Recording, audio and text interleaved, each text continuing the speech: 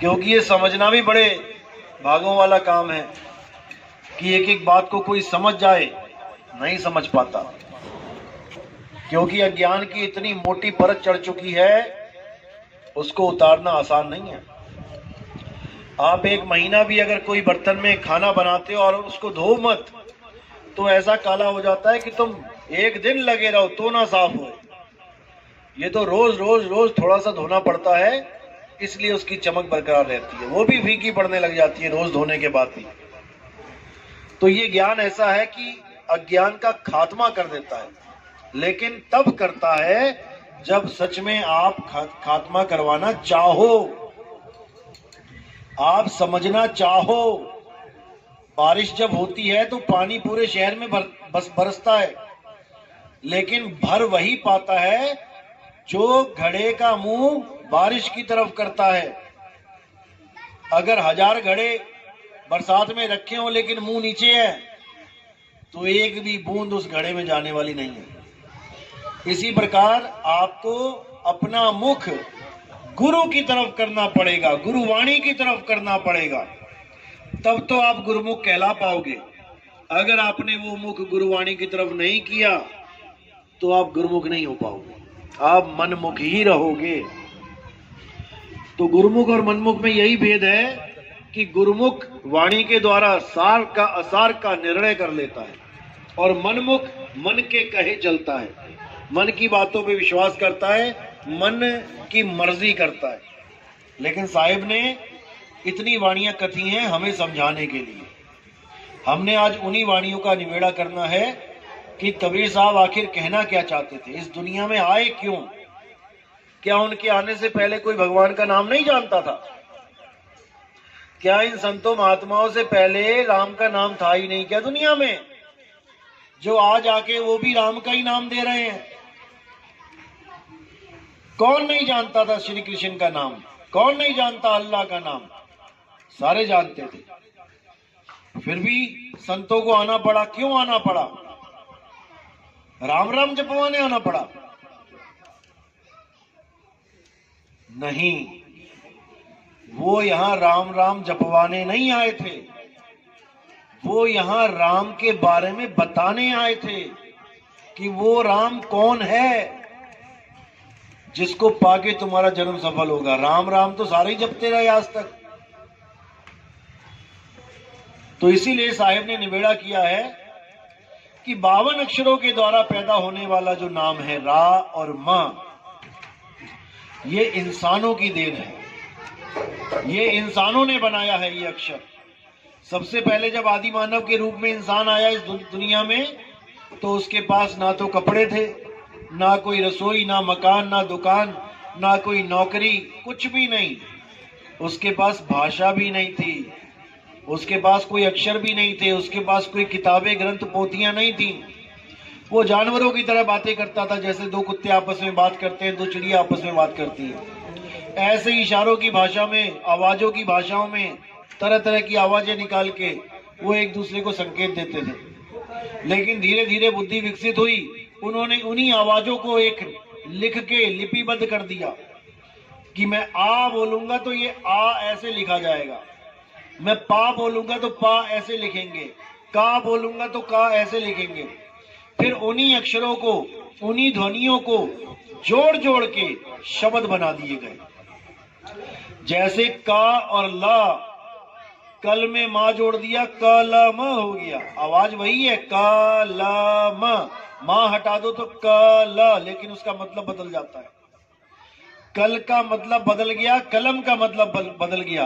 अब कलम को ही ला पीछे कर दिया, मां आगे कर दिया, कमाला। आवाज वही निकली लेकिन मतलब ही बदल गया। राम मारा, दोनों का मतलब ही बदल गया, जबकि आवाज तो एक ही है। तो ये बुद्धि विवेक उस आदमी के, उन इंसानों के जब आया, तब उन्होंने भाषाओं का विस्तार कर दिया और सारे संसार में जो कुछ भी दिखता रहा उनको, उसको वो लिपिबद्ध करते रहे कि ये दिखेगा तो ये लिखेंगे, वो दिखा तो ये लिखेंगे। उसकी फोटो खींची, उसका नाम लिया। फोटो खींची मतलब बता दिया लोगों को पत्थर उठा के दिखा दिया, बेटा इसको पत्थर कहते हैं। उस वक्त कैमरे तो थे नहीं, फोटो तो खींच नहीं सकते। लेकिन आज वही बच्चे जिनको आप भेजते हो स्कूल में, उनको वही आदि मानवों वाली पढ़ाई करवाई जाती है। आज भी उनको कबूतर बोल के कबूतर का चित्र दिखा दिया जाता है, ताकि मतभेद ना रहे। मैं का से कबूतर बोलूं और वो का से कौवा बोले और उसको कबूतर समझे, इसलिए नहीं। कबूतर लिखा है तो कबूतर का ही चित्र बना है, कौवा लिखा है तो कौवे का ही चित्र बना है, ताकि हमें समझ में आ जाए कि किस वस्तु का नाम ये 52 अक्षरों के द्वारा हम उच्चारित कर रहे हैं, ताकि सब एक मत हो जाएं। लेकिन हमारा एक मत हमारी भाषा तक ही सीमित रह जाता है। हिंदी भाषा में जितने भी नाम आप बोल रहे हो, चाहे आप हिंदी भाषा को पढ़ पढ़ के पीएचडी कर लो, डॉक्टर बन जाओ, साइंटिस्ट बन जाओ, लेकिन चीन में जाके तुम बच्चों वाली एबीसीडी नहीं पढ़ पाओगे, बड़े ज्ञानी बने हो तो। चीनी भाषा की एबीसीडी नहीं पढ़ पाओगे तुम लोग, चाहे यहां पर तुम पीएचडी कहला रहे हो, क्योंकि भाषा का ज्ञान अलग तो सारा खेल ही खत्म। चीन में जाके आप पानी भी नहीं मांग पाओगे किसी से, क्या बोलते हैं वहां पे, लेकिन इशारा सारी दुनिया में चलेगा। जहां मर्जी चले जाना, कहीं भी चले जाना, इशारा हर जगह काम करता है। तो इन्हीं 52 अक्षरों के द्वारा सारे संसार में जितनी भी रचनाएं दिखाई दी, उसका एक नाम रख दिया। आसमान का नाम आसमान रख दिया, हवा का नाम हवा रख दिया, अग्नि का नाम अग्नि रख दिया। ये सब तो ठीक था, क्योंकि दुनियादारी करनी है, इसलिए। गलती यहां कर दी कि हमने परमात्मा के भी नाम रख दिए। जब परमात्मा के नाम रख दिए बिना देखे, अब दिक्कत आ गई, क्योंकि हर चीज जो दिख रही है उसका नाम लिख के आप साबित कर सकते हो कि मैंने इसका नाम रखा है। लेकिन परमात्मा दिखाई ना दिया किसी को, लेकिन नाम रख दिया उसका। इसी प्रकार मुसलमानों ने अल्लाह दिखाई नहीं दिया, उसका नाम रख दिया अल्लाह, रब। ऐसे ही ईसाइयों ने जो चीज नहीं दिखाई दी उसका नाम रख दिया। ऐसे ही सिखों ने वाहेगुरु नाम रख दिया। अब वो चीज नहीं पता है, इसलिए सारे झगड़ा कर रहे हैं। नहीं मेरा राम बड़ा, नहीं मेरा अल्लाह बड़ा, नहीं मेरा वाहेगुरु बड़ा, नहीं मेरा गॉड बड़ा। अगर वो चीज पता लग जाए क्या है, तो सारे झगड़े शांत हो जाए। जैसे कोई बोले पानी बड़ा, कोई कहे जल बड़ा, कोई कहे नीर बड़ा, कोई कहे तोए बड़ा, तो झगड़ा शांत कैसे होगा? उनको कहो भैया अपना अपना सामान आगे लाके रख दो सामने। अब क्या लेके आएंगे वो? एक ही चीज लेके आके सब रख देंगे। वहीं पे समझ में आ जाएगा, अरे यार नाम अलग अलग है, चीज तो एक ही है। लेकिन अब यहां कौन अल्लाह को लेके आए, कौन वाहेगुरु को लेके आए, कौन गॉड को लेके आए? ना वो ला सकते हैं, ना वो खुद आएंगे यहाँ पे। अगर वो खुद भी आ जाते तब भी झगड़ा खत्म हो जाता। ना आज तक अल्लाह जमीन पे आके बता के गया कि मैं अल्लाह हूं, ना कोई वाहेगुरु आ रहे हैं, ना कोई गॉड आ रहा है। ये इंसान ने बना दिए हैं सारे खेल, क्योंकि पढ़ना लिखना आ गया। अगर पढ़ना लिखना बोलना नहीं आता तो कौन से नाम की जंग होती यहां पे? तब कौन सा राम होता, कौन सा अल्लाह, कौन सा? अरे 52 अक्षर बनने के बाद ये सारे नाम बने हैं। आज तक इंसानों के अलावा कोई और कुत्ता बिल्ली हाथी घोड़ा क्यों नहीं लड़ा भगवानों के नाम पे? वो भी तो परमात्मा के ही जीव हैं।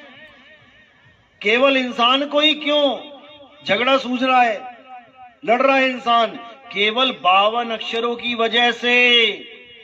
ये जो मुंह से नाम निकल रहे हैं इसकी वजह से। इसीलिए साहिब ने बोला 52 अक्षर जोड़े आन और सक्या न अक्षर एक पहचान। उस एक अक्षर अविनाशी को कोई नहीं पहचान पा रहा, जो सब घटों को चला रहा है। हिंदुस्तान में अगर रामराज होता या रामराज हो जाए तो मुसलमान तो खत्म हो जाने चाहिए। अगर इस दुनिया को अल्लाह ने बनाया है तो हिंदू क्यों जीवित है, ईसाई क्यों जीवित है? फिर तो इन सबका सफाया हो जाना चाहिए। और आदमी ना करे, अल्लाह ही करे ना, फिर तो घर तो उसका है। हम लोग क्यों जी रहे हैं? हम लोग को सांस क्यों दे रहा है वो? केवल अपने मानने वालों को दे। लेकिन असल में बात यह है कि कोई अल्लाह, कोई वाहिगुरु ये चाहता ही नहीं है कि उसके नाम पे कोई झगड़ा होए, वरना अल्लाह और राम खुद ही झगड़ा करके निबेड़ा कर लें। कौन ताकतवर, कौन बड़ा है, हमें करने की क्या जरूरत है। लेकिन ना तो आज तक वो लड़े और ना ही हमारे कहने पे लड़ने वाले हैं। ये हमें ही लड़ना जानते हैं, क्योंकि हमें मूर्ख बना दिया गया इन लोगों के द्वारा, जो हमारे धर्मों पे, हमारी आस्थाओं से राजनीति करते हैं। लेकिन अगर हमें नहीं समझ में आया आज, तो आने वाले समय में यहां पर अल्लाह राम का नाम लेने वाला भी कोई नहीं होगा। एक ही परमाणु दागेंगे सब साहब। अगर हिंदू ने दाग दिया तो हिंदू भी मरेंगे, मुसलमान ने दाग दिया मुसलमान भी मरेंगे। कोई बम ये देख के नहीं फूटेगा कि भैया हिंदू मर रहा है कि मुसलमान मर रहा है, सारे ही धराशायी हो जाएंगे। क्या फायदा फिर ऐसे अल्लाह राम का। इसीलिए कबीर साहब कह रहे हैं कि जिसको तुम पाना चाहते हो पहले उसको जानो, वो है क्या। अल्लाह वाले अल्लाह को जाने, राम वाले राम को जाने, झगड़ा खत्म हो जाएगा जानने के बाद, क्योंकि वो एक ही है। भाई रे दो जगदीश कहां से आया, और कहो कौन बौर आया। अल्लाह वाले भी कह रहे हैं अल्लाह एक है, परमात्मा एक, खुदा एक। राम वाले भी कह रहे हैं भगवान एक है। तो झगड़ा किस बात का है। बड़ा छोटा करने का झगड़ा है।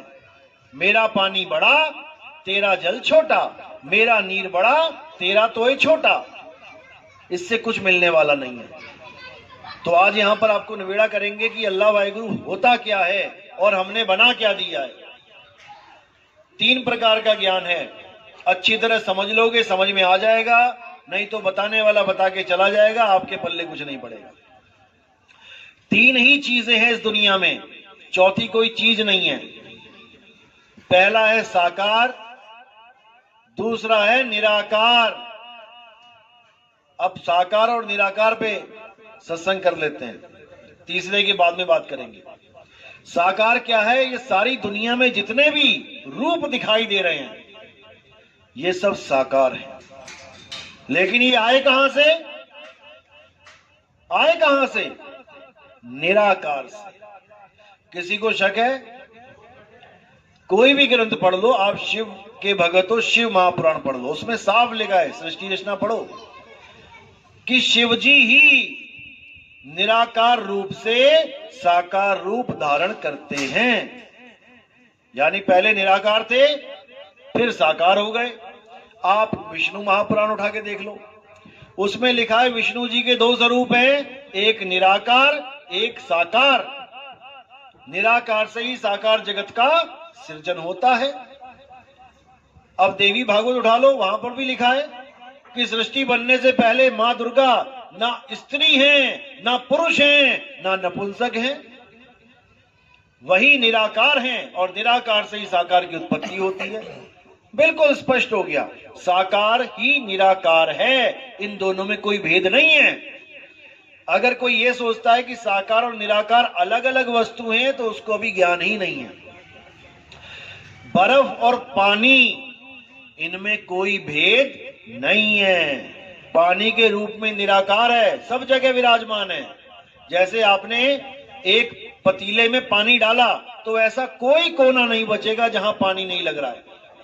1 लीटर पानी डाल दिया, अब आपने उसी 1 लीटर पानी को ग्लास में जमा दिया और उसी पतीले में डाला तो क्या चारे कोने भर जाएंगे उससे?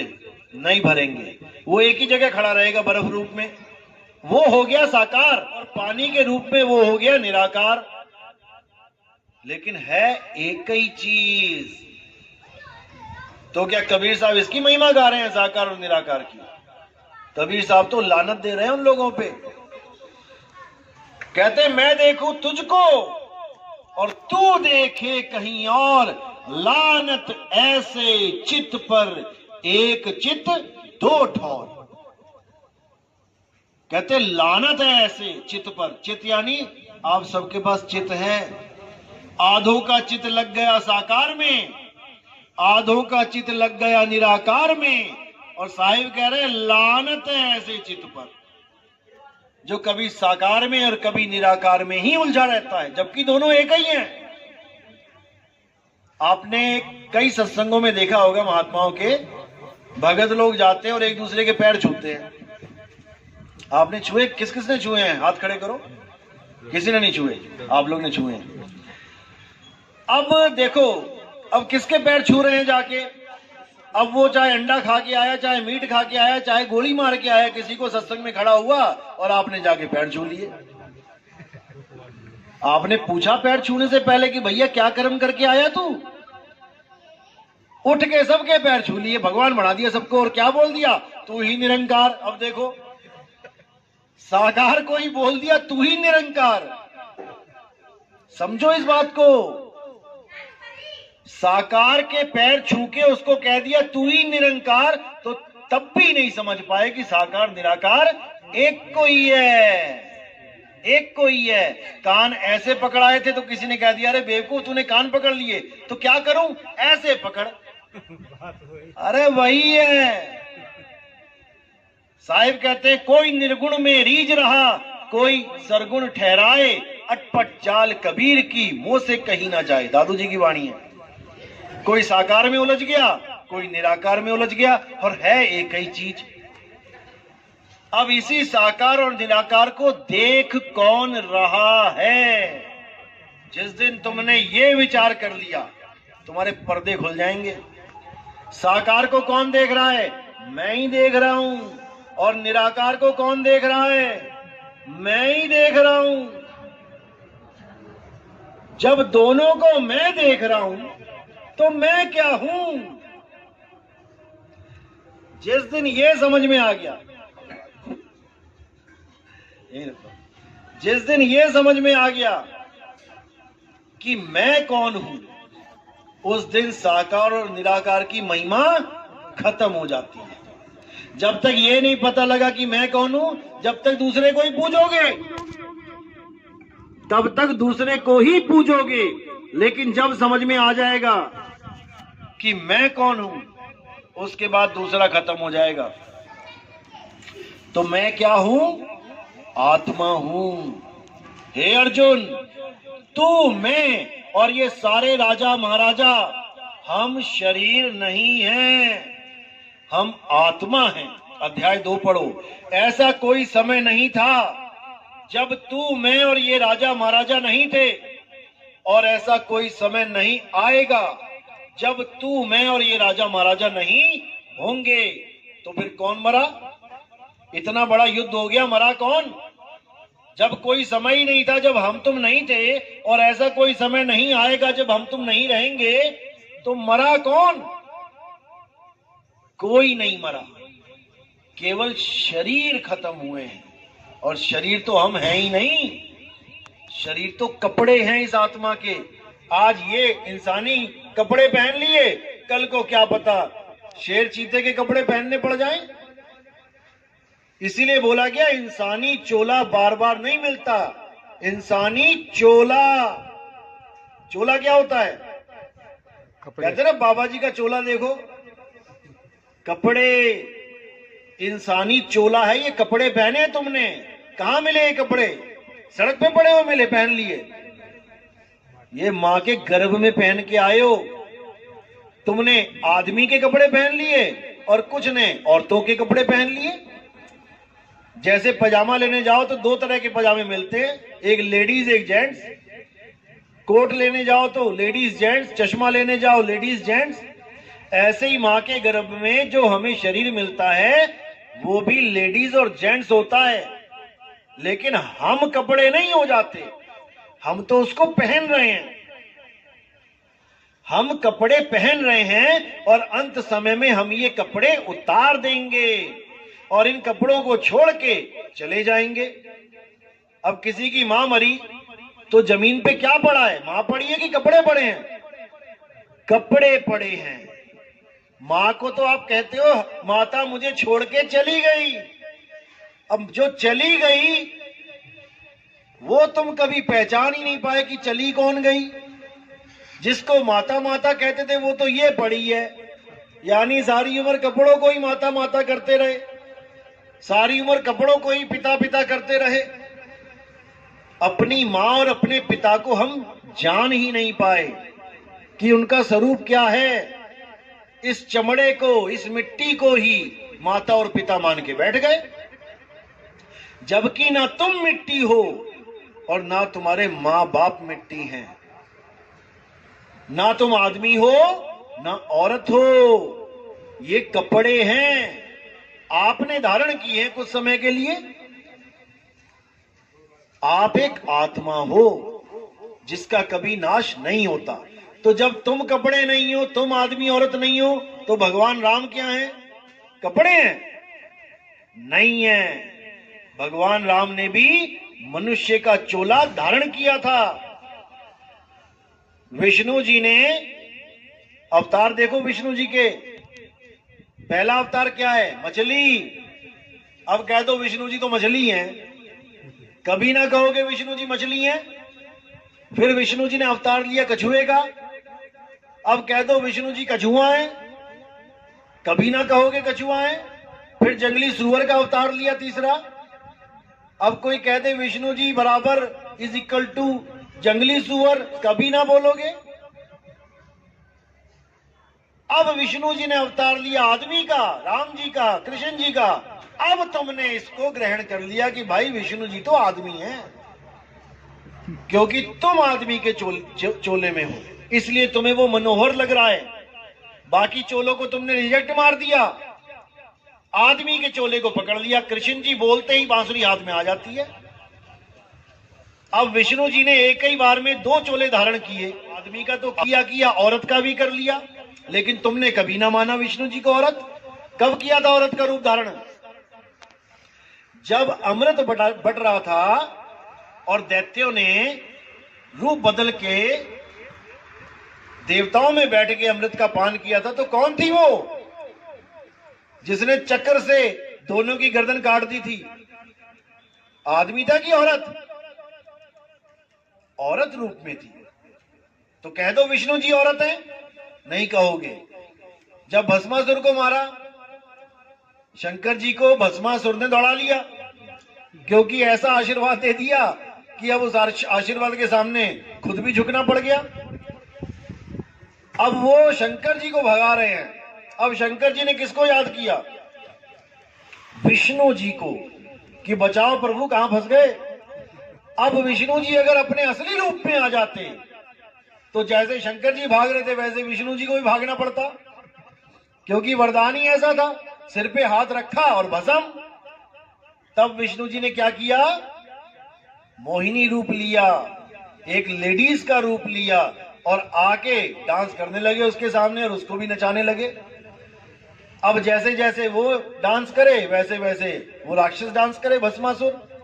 डांस करते करते क्या दिमाग लगाया? अपना हाथ अपने सिर पे रख लिया, उधर उसने भी अपना हाथ अपने सिर पे रख लिया, भस्म हो गया। अब कोई कहे कि विष्णु जी तो औरत ही है, असली रूप तो औरत का है, जो शेषनाग पे है वो तो नकली रूप है, तो हजम नहीं होगा। कहने का मतलब ये है विष्णु जी का ना तो आदमी का रूप है, ना औरत का रूप है, ना मछली का, ना कछुए का, ना जंगली सुअर का। विष्णु जी का असली रूप है आत्मा का। विष्णु जी आत्मा है, राम जी आत्मा है, कृष्ण जी आत्मा है। शरीर तो उन्होंने केवल लीला करने के लिए धारण किया है, जैसे आप लोग आत्मा हैं। शरीर तो केवल ये दुनियादारी करने के लिए धारण किया है। आप नहीं मिट्टी हो गए, आप नहीं आदमी और औरत हो गए। यही गीता में समझाया गया। हे अर्जुन, जो अपने आप को शरीर मानते हैं और जो मुझे भी शरीर करके जानते हैं, असल में वो मुझे जानते ही नहीं। मेरी पूजा, मेरी भक्ति केवल वो लोग कर पाते हैं जो मुझे तत्व रूप में जानते हैं कि मैं हूं क्या। क्योंकि उन्होंने महिमा किसकी गाई है गीता में? जिसको शस्त्र काट नहीं सकता, अग्नि जला नहीं सकती, वायु सुखा नहीं सकती, जल भिगो नहीं सकता। कौन है वो? आत्मदेव है, अजन्मा है। लेकिन हम किसकी पूजा करने में लग गए? जिसके पैर में तीर लग गया था। किसके लगा था? कृष्ण जी के। कृष्ण जी के। तो जब वो कह रहे हैं कि जिसको शस्त्र काट नहीं सकता, अग्नि जला नहीं सकती, तो हमें कब कहा उन्होंने कि जिसके पैर में तीर लग जाए उसकी पूजा करो? उन्होंने कहा जहां तीर भी ना लग पाए उसको जानो अर्जुन। इसीलिए हम इतने युगों से धक्के खाते हुए आज कलयुग में बैठे हैं। अगर हम विष्णु जी की कही बात सतयुग में समझ जाते तो हम कभी त्रेता में आते ही ना, हमें वही मुक्ति मिल जाती। अगर त्रेता में कही बात राम जी की हम समझ जाते तो हम कभी द्वापर में ना आते, और द्वापर में कही बात कृष्ण जी की हम द्वापर में समझ जाते तो हम कभी कलयुग में ना आते। और अगर अब कलयुग में भी नितिन दास की बात तुम्हें समझ में नहीं आ रही है तो दोबारा तैयारी कर लो आने की। बस यही है फॉर्मूला। समझ जाओगे तो निकल जाओगे, नहीं समझोगे तो फिर वापस आ जाओगे। ऐसे ही ढूंढ रहे होगे कोई गुरु, कोई मुझे मुक्ति दे दे, और जो मुक्ति की बात चल रही है वो समझ में नहीं आ रही है। इसीलिए कबीर साहब ने कोई कसर नहीं छोड़ी बताने में। उन्होंने बोला जल में मीन प्यासी, मोहे देखत आवे हासी, आत्म ज्ञान बिना नर भटके। कहां भटके? तुम्हें तो लग रहा है हम तो जा रहे हैं भगवान जी के पास।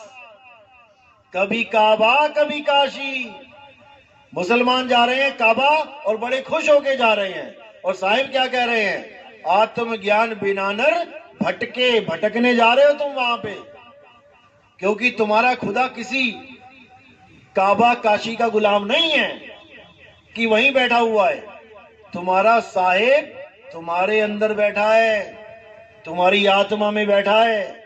ज्यों तिल माही तेल है, ज्यों चकमक में आग, और तेरा साईं तुझ में है, जाग सके तो जाग। जब मेरा साईं मुझ में है तो फिर मैं कहां जाऊं उसे ढूंढने? दूध में घी छुपा है, अब दूध कहां जाए घी को ढूंढने? कहीं भी चला जाए वो उसे ढूंढ नहीं सकता, क्योंकि दूध में ही घी है। बस उसे ऐसा गुरु चाहिए जो दूध से घी कैसे प्रकट होगा ये विधि बता दे। अगर इतना ज्ञान समझ में आ गया तब तो कल्याण हो जाएगा, नहीं तो फिर किसी मां के गर्भ में पड़ जाओगे जाके। और ये भूल जाना कि यही वाली अम्मा जी मिलेंगी जिससे प्यार करके बैठे हो। पता नहीं कौन सी गधी, कौन सी सूरी, कौन सी हथनी के गर्भ में जाके फिर वैसा ही निकल के आ जाओगे सामान। जैसी मां वैसा बेटा। आज तो इंसानी चोले में, यानी इंसान रूपी मां के गर्भ में पड़ गए तो मिल गया चोला, नहीं तो कुतिया के गर्भ में पड़ जाते तो कुत्ता बन के निकल आते। आज कोई कहे कि वो कुतिया लेटी है, जा इसका दूध पी, जाके पिएगा कोई? कोई ना पिएगा। और जब उसके गर्भ में पड़ गए तो बाकी भाइयों को पीछे करोगे, सबसे पहले जाके चूसोगे, तगड़े हो जाओगे, मोटे हो जाओगे। वहां तुम्हें याद नहीं रहेगा कि मैं कभी इंसान था और मैं घिन कर रहा था कि ये दूध मैं नहीं पी सकता। अब चूस चूस के मोटे ताजे हो जाओगे। ये माया का खेल है भाई, ऐसा घुमा रखा है इसने कि हालत खराब कर देगी। इसीलिए साहिब ने बोला जब लग ना चीनोगे आत्म, तब लग ना मिली है परमात्म। आत्म चीने परमात्म चीने, संत कहावे सोए, और यह भेद काया से बाहर बूझे बिरला कोई। जब तक काया से बाहर का ज्ञान नहीं समझ में आया, यानी विदेही ज्ञान समझ में नहीं आया, जब तक भटकते ही रहोगे। तो इसीलिए साहिब ने बोला जब लग ध्यान विदेह न पावे, तब लग जीव भव भटका खावे। उस विदेही ज्ञान को समझ लो, उस आत्म राम को समझ लो। वो आत्म राम कहीं मंदिरों में नहीं बैठा है, वो तुम्हारे रोम रोम में बसा हुआ है। भजन भी गाते हो, मेरे रोम रोम में बसने वाले राम मैं तुमसे क्या मांगू। और रोम रोम की जगह ढूंढने कहां जाते हो? मंदिर में। अब कहते हो मैं तुमसे क्या मांगू, और इतनी लंबी लिस्ट लेके जाते हो वहां पे। सब उल्टा चल रहा है काम। कुछ मांगने की जरूरत नहीं है भाई, बिना मांगे सब कुछ मिलेगा। लेकिन तुम्हें भगवान को केवल एटीएम बना के शो कर दिया गया है कि मंदिर जाना है तो ऐसे मंदिर में जाओ जहां तुम्हारी इच्छा पूर्ति हो जाए। उसका नाम भी यही रख दिया, इच्छा पूर्ति मंदिर। मतलब घर बैठ के अगर तुम मांगोगे तो उसने कानों में उंगलियां दे रखी हैं, और वहां जाके मांगोगे तो वो सुन लेगा। कमाल कर दी। इसी भरम में सारा जग भूल रहा है। हमारा साहिब हम में है। कस्तूरी कुंडल बसे, मरग ढूंढे बनमाही, और ऐसे रमता राम है, ये दुनिया जाने नाही। ये दुनिया नहीं समझ सकती उसको, क्योंकि जितने भी लोग हैं उन्होंने भगवान को एक बिजनेसमैन समझ लिया है। भगवान जी मुझे ये दे देना, मैं तुम्हें वो दे दूंगा। यही बिजनेस चल रहा है। अगर किसी ने मन्नत मांगी, भगवान जी मेरे घर में बेटा हो जाए, मैं पूरे गांव को खाना खिलाऊंगा, बेटा नहीं हुआ ना, खाना भी नहीं खिलाएगा। इतना स्वार्थी है ये। कहेगा पहले मेरे बेटा होना चाहिए तब खिलाऊंगा खाना। इतना स्वार्थी है। तो ऐसे लोगों को क्या परमात्मा मिलेगा? भूल जाओ। तो इसी को बार बार संतों ने समझाया, कोई कमी नहीं छोड़ी, लेकिन ये मूर्ख जीव समझ नहीं पाया। तो अब समझना है, अब इस मूर्खता को छोड़ना है। आत्म में राम, राम में आत्म, चीनस गुरुमुख विचारे। गुरबाणी यही समझा रही है, लेकिन हमें नहीं समझ में आ रहा। हम अपने आप को छोड़ के हर चीज को पकड़ने में लगे हैं। आत्मा को छोड़ के हर चीज माया है। यही अर्जुन को समझाया गया कि हे अर्जुन, आत्मा अजन्मा है, आत्मा नित्य है, आत्मा शाश्वत है, आत्मा पुरातन सनातन है। जो आत्मा के पुजारी हैं असल में वही सनातनी हैं। सनातनी यानी जिसका कोई आदि और अंत ना हो। कहते हैं ना, हिंदू धर्म का कोई आदि और अंत नहीं है, सनातन धर्म का आदि और अंत नहीं है। वो तब नहीं है जब तुम आत्मज्ञानी हो जाओ। अगर तुम राम जी के पुजारी हो तो सत्युग त्रेता, त्रेता से पहले दिखाओ राम जी कहां है। आदि और अंत में आता है त्रेता क्या? अगर तुम विष्णु जी के पुजारी हो तो सतयुग, तुम कृष्ण जी के पुजारी हो तो द्वापर युग, तुम किसी और गुरु के पुजारी हो जिसको तुमने भगवान मान लिया तो ये तो कलियुग। इसीलिए 10वीं पातशाही को पूछा गया तुम्हारा गुरु कौन है? उन्होंने क्या बोला? आदि अंत एको अवतारा, सोई गुरु समझो हमारा। उन्होंने 9वीं पातशाही का नाम नहीं लिया कि ये गुरुजी मेरे गुरुजी हैं।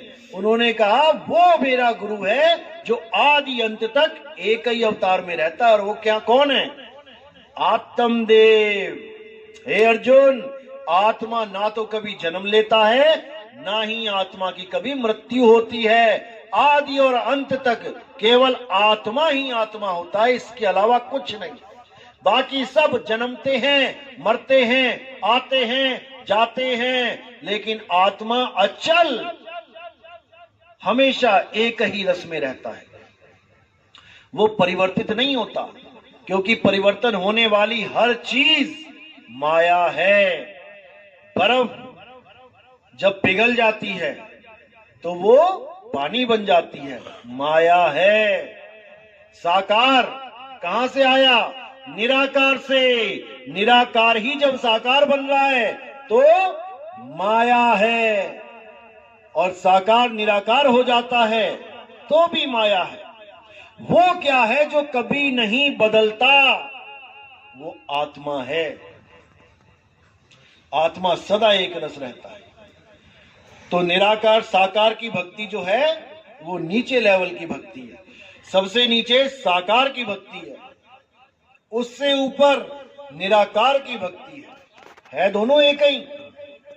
लेकिन जैसे सिक्के के दो पहलू हैं, हेड और टेल, है एक ही सिक्के के पहलू, लेकिन जो तुम मांगते हो वो आ जाए तो जीतते हो, और जो दूसरा आ जाए तो हार जाते हो। बस यही खेल चल रहा है, यही खेल चल रहा है। जो तुम्हें समझ में आ गया कि मैं तो साकार का भगत हूं, वो तुम्हारे सामने रख दे तो तुम खुश हो जाते हो, अरे क्या बात है, भगवान जी आ गए। और जो निराकार के भगत हैं, जब उनसे निराकार की बात करो तो वो खुश हो जाते हैं, वाह वाह वाह क्या बात है, क्या ज्ञान है।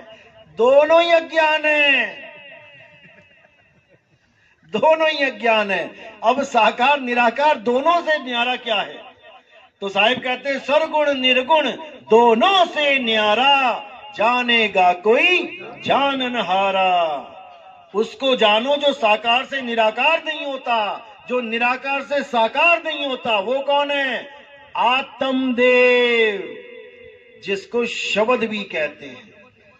कबीर साहब की वाणी में जहां भी शब्द लिखा हुआ है वहां पर दो प्रकार के शब्द हैं। एक तो खंडित शब्द जो अक्षरों से बनते हैं, और एक अखंड शब्द जिसको नाम अखंड बोला जाता है, और वो आत्म राम है।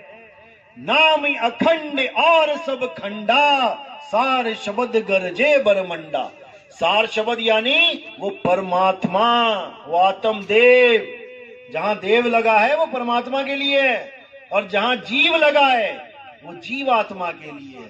धक्के खाने वाले लोग जीवात्मा होते हैं, और जो अचल अवस्था में रहते हैं वो परमात्मा परम पद को प्राप्त होते हैं। इसीलिए गरीबदास जी ने बोला, कोटि तो ब्रह्मा भय और कोटि भय ईश, साहिब तेरी बंदगी से जीव बने जगदीश। जैसे समुद्र नीचे अचल है, ऊपर लहरें चल रही हैं। क्यों चल रही हैं? वायु का साथ ले लिया, हवा चली और उसी के साथ लहरें भी चलने लग गई। अब लहरें जो चल रही हैं उसको तुम गिन सकते हो, एक आई, दूसरी आई, तीसरी आई, चौथी आई, लेकिन समुद्र को क्या गिनोगे? वो अचल है। तो जब तक लहरें चल रही हैं, ये बैठी हैं लहरें, ये जीव अवस्था ही लहरें हैं। एक आया, दूसरा आया, तीसरा आया, और जब यही लहरें शांत होके उस मन रूपी वायु का साथ छोड़ के उस समुद्र में समा जाती हैं, तो कोई पहचान भी नहीं सकता कि इसको लहर कहूं कि समुद्र कहूं। एक हो जाती है। तो इसलिए साहिब ने बोला, अब तो जाए चढ़े सिंहासन और मिले हैं सारंग पानी, राम कबीरा एक भय है, कोई न सके पछाणी। जब गुरु मिलता है आत्मज्ञानी तो तुम्हारी अवस्था को बदल देता है। जहां तुम अपने आप को काया मान रहे थे, अब काया से हटके तुम अपने सत्य स्वरूप को प्राप्त करते हो। अब लहरों वाला काम खत्म और अटल अविनाशी सत्य पे आके आप स्थिर हो जाते हो। इसी को स्थित प्रज्ञ बोला गया है गीता में। स्थित प्रज्ञ जो एक जगह स्थित हो जाए, अब उसे कोई हिला ना पाए, वही मुक्ति है। और जब तक तुम चल रहे हो, कोई शिवलोक को जाने की तैयारी कर रहा है, कोई ब्रह्मलोक को, कोई गोलोक को, कोई स्वर्ग को, कोई नरक को, जब तक तुम चल रहे हो, जब तक तुम अज्ञान में हो, तुम काल के जाल में हो, तुमने स्थिर हो जाना है।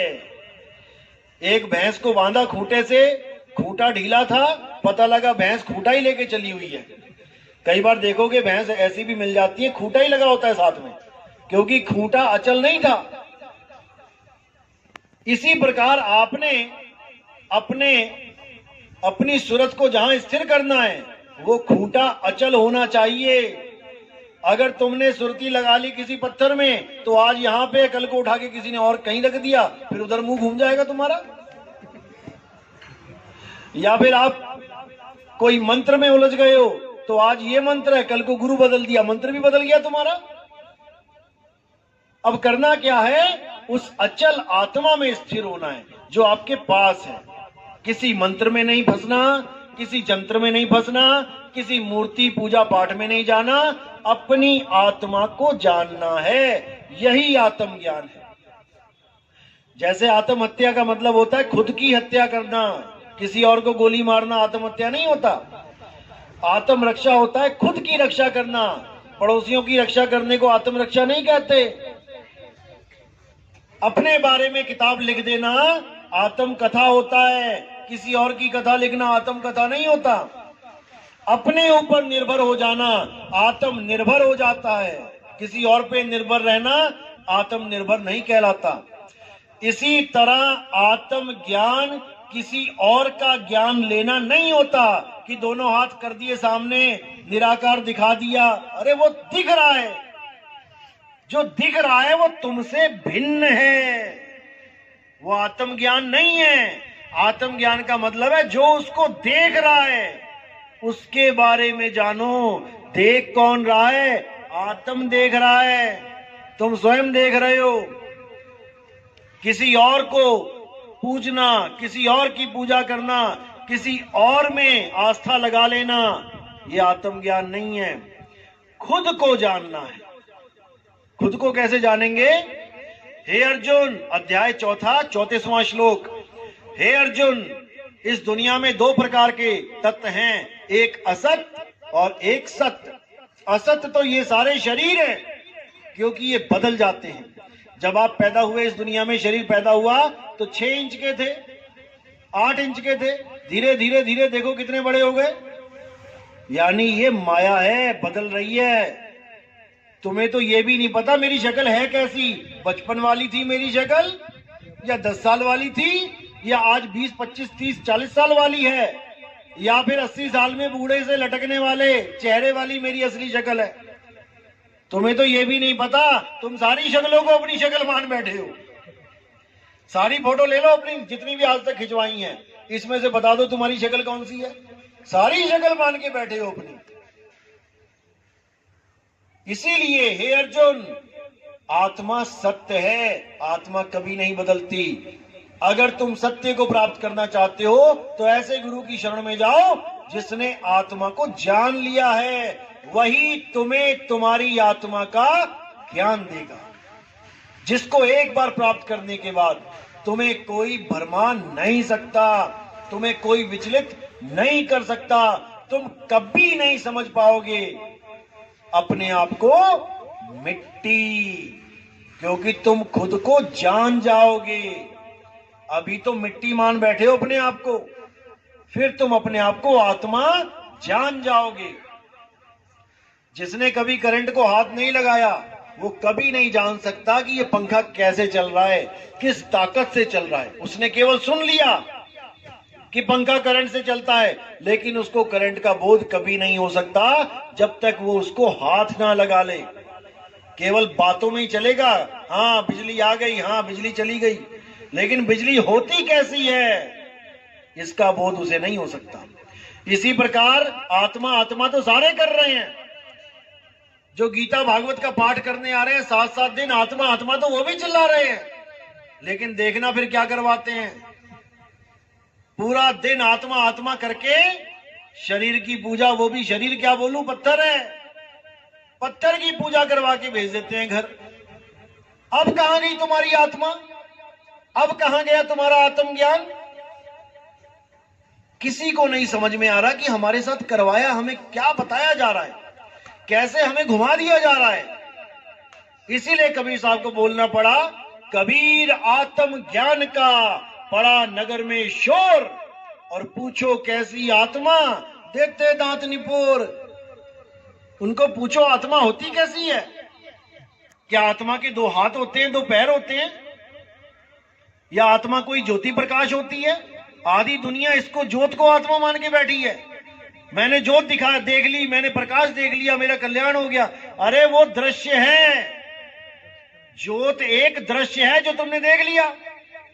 ज्योत को देखा किसने, उसका स्वरूप क्या है? जब तक इसको नहीं जाना, जब तक आत्मज्ञान नहीं हो सकता। अब ज्योत क्या है? गुरबाणी में क्या बोला? अरे मन तू ज्योत स्वरूप है, अपना मूल पहचान। ये तुम्हारा मन है जिसको तुमने आत्मा मान लिया, परमात्मा मान लिया ज्योत को। यही ज्योत सारी संसार की रचना करके 184 बना के बैठी है। अव्वल अल्लाह नूर उपाया, कुदरत के सब बंदे, एक नूर ते सब जग उपजया। कौन भले कौन मंदे। किससे बना है दुनिया? नूर से। नूर क्या है? ये मन ही है नूर। मन ही स्वरूपी देव निरंजन, तुम्हें राख भरमाई हो, ए हंसा तू अमर लोक का बड़ा कालवश आई हो। ये प्रकाश जो दिखाई दे रहा है यही है काल भगवान। इसी से प्रेम करवा दिया सबको। एक नूर सर्वव्यापक, यही है काल भगवान, इसी का सारा पसारा है।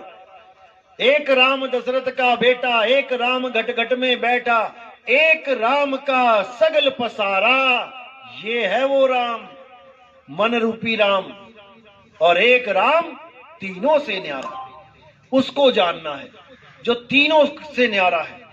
पहला राम कौन है? एक राम दशरथ का बेटा, जो त्रेता युग में आए, दशरथ के पुत्र, यानी कि हम काया रूप में पहचान रहे हैं उनको। पुत्र तो काया ही होती है ना। एक राम दशरथ का बेटा यानी काया राम, तन राम। एक राम घट घट में बैठा, उस काया राम के अंदर कौन बैठा है जो चला रहा है काया को? जीव राम। तुम्हारी काया खुद नहीं चल रही। अगर खुद चलती होती तो क्यों लेट जाती है अंत में? कौन छोड़ के चला गया इस काया को? जीव। ये दूसरा राम जीव राम है जो इस काया को चला रहा है। अब तीसरा राम कौन है? एक राम का सगल पसारा, ये मन राम है। जो ये दुनिया तुम्हें दिख रही है, ये गाड़ियां, कारें, बिल्डिंगें, ये पहले थी क्या? जब इस दुनिया में आदमी आया, आदमी ना आता तो ये बिल्डिंगें आ जाती क्या? क्या शेरों ने 4 मंजिली बिल्डिंग बना दी जंगलों में? या मगरमच्छों ने पनडुब्बियां बना दी पानी में?